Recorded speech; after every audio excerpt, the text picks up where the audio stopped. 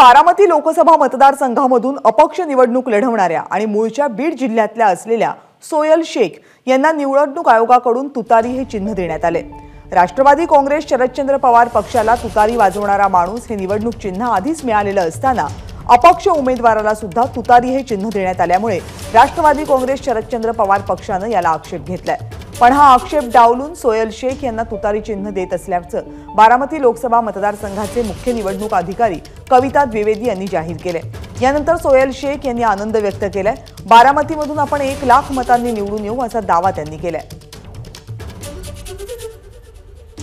आधीच बारामती लोकसभा मतदारसंघाची सर्वत्र चर्चा आहे आणि असं असताना या लोकसभा मतदारसंघातून अपक्ष निवडणूक लढवणाऱ्या सोयल शेख यांना निवडणूक आयोगाने ट्रम्पेट, ज्याचं मराठी भाषांतर तुतारी असं करण्यात आले, हे चिन्ह दिलंय।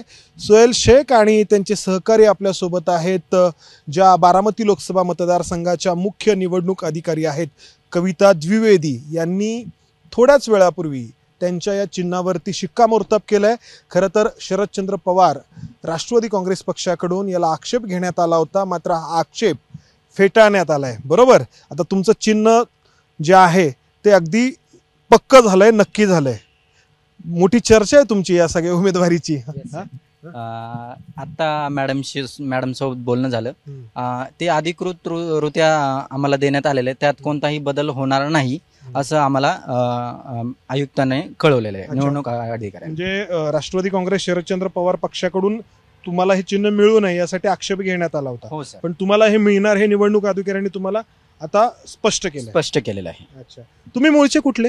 मी मूळचा बीड, जो बीड जिल्हा ऊसतोड कामगाराचा जिल्हा म्हणून ओळखला जातो। अच्छा, मी मूळचे बीडचे, मग इकडे कसे काय सरकलात?